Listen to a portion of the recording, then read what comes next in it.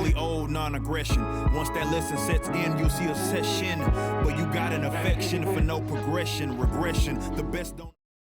Welcome to 3 Count Commentaries. This is our talk about Smackdown. So, Smackdown took place.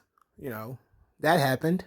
So, Smackdown was actually pretty fun. Not 100% fun, but the Smackdown was pretty fun, mostly because of the crowd. Usually, I give wrestling crowds a hard time because they're usually very obnoxious and full of shit. But in this instance, they were really good. Especially during the Rey and Jey Uso match. I thought they were really good. The crowd was really solid, top to bottom, throughout the show. I enjoyed the crowd and their interaction, and they didn't do anything disrespectful. They didn't chant non sequiturs. They didn't do anything stupid. They were just totally into the product. Even though there was a lot of rematches and stuff that they've already seen, they still was bought in. And WWE absolutely has to do better with their booking. They absolutely have to do better with the back-to-back rematches. They cannot keep doing that. That is incredibly frustrating. Because it makes me, to be quite honest, that's when I kind of tune out. When I see Baron Corbin versus Kevin Owens, I'm like, didn't they just wrestle last week? And there's no reason for them to wrestle again because the match ended clean last week. There's no reason for them to watch the fight again. Let's get to the top of the show. So Edge and Seth Rollins is really good stuff. So Edge says, hey, what you said last week really sat with me. I felt that boot on the back of my neck, even though it was 7 years ago. It felt like it was yesterday. Worried about, I was in that moment when I was down on the ground, that boot on my neck. I worried about my wife and my kids. And now you threaten them things again. And that curb stomp, if you hit me with that curb stomp, it might end my career. It might affect my ability to be a father and a husband. And I know it's all a mind game. But I looked in your eyes and I saw, Seth Rollins, that you believe it. You're serious about this. You mean what you say. And so what you're doing is you're pushing me to a dark place. And you're pushing me into a dark place that's too hard for me to come back from because I enjoy it, because I like it. But now I realize that I need to humble you. I need to break you. I need to burn you down. I loved this promo. It had exactly what you want, as far as it told the story of why they're fighting. It told the story of Edge having emotions and how he feels about the situation that he's in. Being older, being, seen as fragile, knowing that he has a weakness, and knowing that he might have to do more to handle this problem that he actually really wanted to do. And saying that, okay, let's go there. Since you want to go there, let's go there. So then Seth Rollins comes out in a clean white suit. Okay, pause for a moment. Wrestling rule number 4080. If somebody's wearing a white suit, something's about to get splashed on it. Okay? So I was thinking like, okay, what's about to happen to this white suit? Especially considering it breaks from Seth Rollins' traditional suit that look like shower curtains. Like usually that's kind of how he dresses. But now he's like out there in a pristine white suit. I knew something was up. So he comes out there and he says that he likes Edge's style. He liked his, what he said earlier. He said he respects what Edge had to say. And that he, but he made all these excuses about his neck, about his kids, about, the blackest part of his heart. And, there's no shame. There's no shame at all in your shortcomings. No shame in, being beaten and broken by this business. There's no shame in finding the darkness. And you're going to need that darkness in order to survive. And then the Brood music starts to play. And I instantaneously was like, oh, shit. I was like, oh, shit. And I thought, if Edge comes out there in a frilly shirt, it's going to be ridiculous. And I was waiting for it. I thought he's going to wear like one of Christian's old shirts or something like that. Or at least a long coat like he would wear. And they did the lighting and they did the fire ring. It was fucking cool. And then Edge pops up on the screen. He tells Rollins that, you'll never see it coming. And then he gets the bloodbath, whoosh, just engulfed in what we thought was red liquid. but it was just the red lighting. When the lights came on, it was black oil ink. Texas tea. He was covered in Texas tea. And it was the damnedest thing. You know, Seth Rollins has been embarrassed again. Everybody knows how he gets set off by being embarrassed. So this was good. This ruled. I love this. This is the match I was looking forward to the most at this pay-per-view anyway. Because I'm a somewhat of a fan of Edge. I think he was overpushed in his time. I think he's actually a little bit better now as the grizzled old veteran. I'm always been a fan of Seth Rollins, except for I think he was kind of overpushed too, especially in 2019, I believe it was, when he just beating everybody. Like he's beating Brock like it was no problem and shit. Like that was stupid. But so I'm interested in this match. And now we're seeing a different side of Edge that we haven't seen in over 20 years. So, you know, I think that they needed, I thought perhaps they would do a stipulation, like a not first blood match. They're not going to do that. Like a last man standing match or an I quit match or something like that. And I think this feud, even though this is the first match between the two of them, you know, and I don't think this will be the end. I think they're going to run this back. I think they're going to do this again. You know, probably at whatever the next event is, whatever the next pay-per-view is, they'll probably do it again. But I thought maybe that's where Edge said he needs to embarrass him, he needs to break him down, that they was going to have to do some type of stipulation. So I'm really looking forward to this. Just as a prediction, because I don't think I'm going to do an actual prediction show because I got so much wrestling to catch up on. I expect Edge to win this match because Seth Rollins is a heel. He can lose and bounce right back. It's not a problem. So I expect Edge to win. The first match on the show was Rey Mysterio versus Jey Uso. I think this match has happened already. Jey wins with the Uso splash. Dominic, who is overconfident. They defeated the Usos once, and they defeated the Usos, I think, a couple of more times in singles contests. So Dominic is getting very overconfident, and Rey doesn't like it. Rey does not like it at all that Dominic is got this attitude as if they can just beat the Usos without problems. One spot that was particularly funny was that Rey was on Jay's shoulders, just punching him in the head, which seems absolutely ridiculous. Like, Jay, just fall backwards. Like, just fall backwards. I'm interested in the Usos versus the Mysterios, so that match is going to rule. This is also a match that could probably use a stipulation, simply because they've wrestled already, and they've had so many different types of singles matches, that this match would not hurt being a tornado tag or a ladder match or something like that. It wouldn't hurt at all. They're being stingy when it comes to the stipulations. You could throw a stipulation on this match, especially if you're going to have it so many times on TV. Then you just do a stipulation. I do expect the Usos to win because the Mysterios are telling this story of Dominic being overconfident and him not really listening to Rey.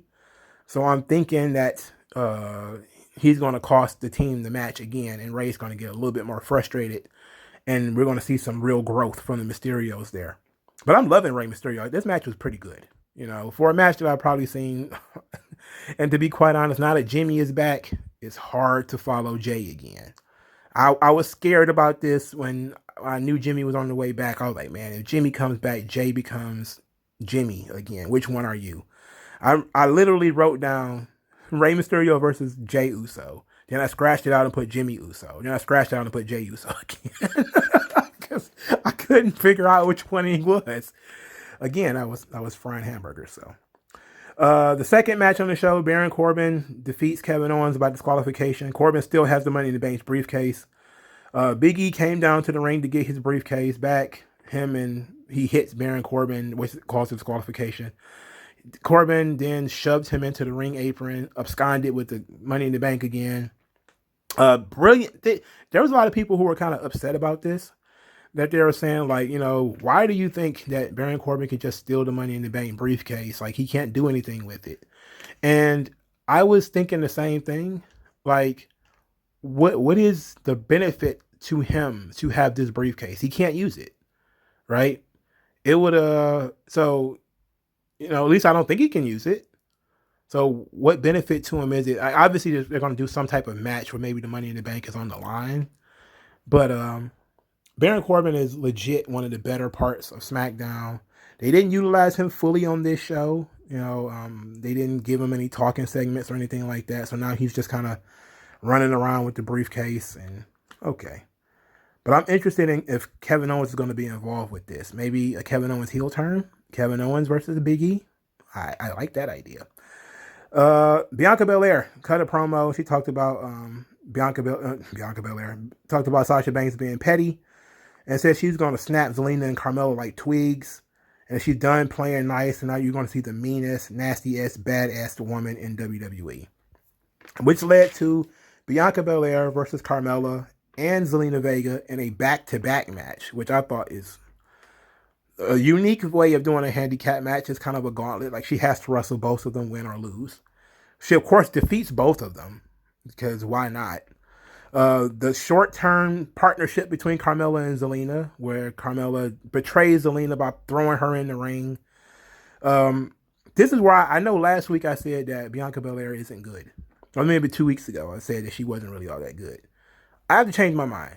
Like, her strength spots, she does them flawlessly. They're well-timed, and they're very, very well executed. That spot where she was in a sleeper and Carmella was on her back, and she turned Carmella around into a vertical suplex, was fucking cool. It was fucking cool. And it made sense. Like, it was a good way of getting out of that move. So I don't know. Like, also, this is a masterclass. If you look at Zelina's part of this match, where she had to eat a powerbomb from Bianca Belair, how she tucked her chin and put her hands behind her head. All the women in AEW should be paying attention to how you protect yourself on a powerbomb if you don't really trust the person doing it. Because Zelina most definitely protected herself. She was basically in the fetus position when that powerbomb happened. But of course, she hits the KOD on both of them. Looks like an absolute beast going into SummerSlam, which is exactly what you want. You want your women's world champion looking like she's a complete and total badass. Especially since they do the opposite with the women's tag team titles. I thought this was a women's tag team title match. It turned out that it wasn't. Shotzi and Tegan Nox defeated Natalya and Tamina. Natalya is back, number one in everyone's heart, I guess. Montez Ford got defeated by Otis. Montez Ford had a taped fist and he was wearing surfing shorts. And it looked like he was very serious. He was very aggressive in this match. And I said, like, if he wrestled like that more often, that would be pretty badass, And they treated Otis like he was a giant, unmovable object. Like, no matter what Montez Ford did, he couldn't move him, couldn't get him to sell, couldn't really get him to do anything. Otis was just too much. And he wins with the Vader Bomb. I think Montez Ford is the future. I still believe that. But this was a good showcase for Otis. Nakamura and Rick Boogs defeated Apollo Crews and Commander Aziz, and this disgusted me. It didn't just disgust me because Apollo Crews lost again, but it was because you had Rick Boogs in the ring playing his hamstring like an air guitar, also playing his rib cage like an air guitar, and just beat him like a job guy in the middle of the ring with a pump handle slam. I was like, what the fuck? Are you serious? This is disgusting. Like, they've just completely moved on from Apollo Crews. It's shameful. What the hell happened? Who did he piss off? All right, so let's get into the Roman and Cena stuff. Roman and Cena killed it at the end of the show. This was actually cleaner than their previous segment. Things made a lot more sense for me as they went back and forth. Roman said that Cena was doing dumb stuff, but it was energetic, so people reacted.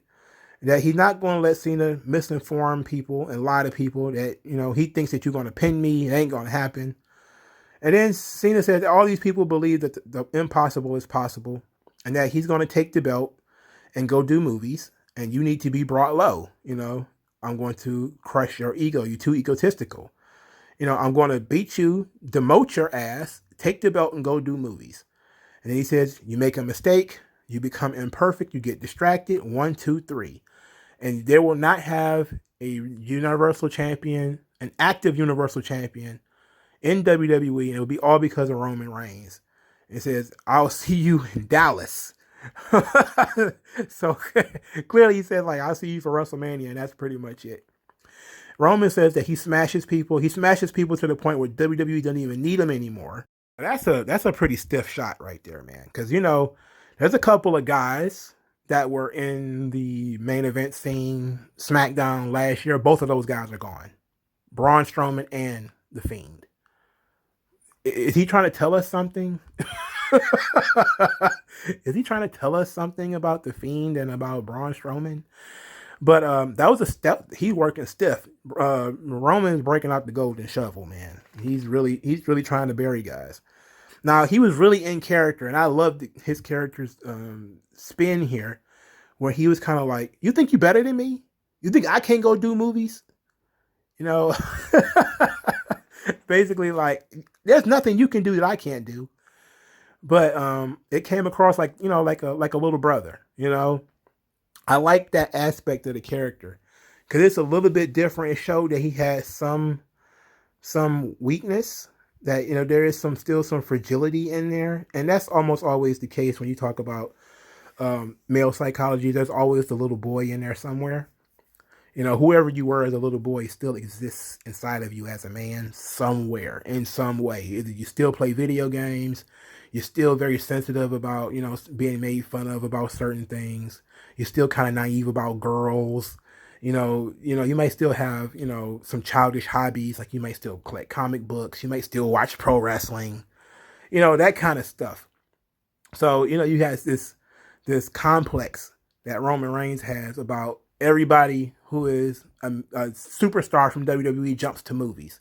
Batista did it, Rock did it, Austin did it, Hogan did it, Piper did it, Savage did it, and now Roman's the only one. The Rock did. I said The Rock already. Now Roman's the only one who hasn't done it, even though he dabbled. He dabbled, as he said. So he said, like, you think I can do movies? And then he dropped the bomb that if he doesn't win this match, he will leave WWE. Basically, he's putting his career on the line. He's that confident that he's going to put his career on the line. So then he picks up John Cena, like he's going to hit him with the attitude adjustment, hit him with his own move. Cena does the most dangerous wrestling hold in the WWE, which is the distraction roll up. Gets a visual 3 count, 2 3/4 maybe, and absconds from the ring. So it's Cena's position that he is going to embarrass Roman Reigns by taking the Universal Championship, winning number 17. Number 17 is going to turn Roman Reigns into a trivia answer, but also take the title away from Roman for the rest of the year. And there will be no title, and it will be an embarrassment to SmackDown, and that'll be Roman Reigns' fault. And you know what? Okay. All right. I'm ready for this match. I think that this match will, obviously, I think Roman's going to win. Them putting Roman's career on the line at this point basically is a dead giveaway that he's going to win. But I enjoyed this segment. I enjoyed this segment more than their previous segments, that's for sure. But I think Edge and Rollins obviously stole the show because Edge had that great emotional promo at the beginning, telling a great story. The SmackDown side of SummerSlam is going to be pretty good. I'm still going to do a SummerSlam prediction show. I decided midway through this thing to do a SummerSlam prediction show because there's some stuff I need to talk about, especially on the Raw side. But let me know what you guys think in the comment section below. Like this video, share this video, subscribe to the channel, donate to the channel if you please, and I'll talk to you guys later. Peace out.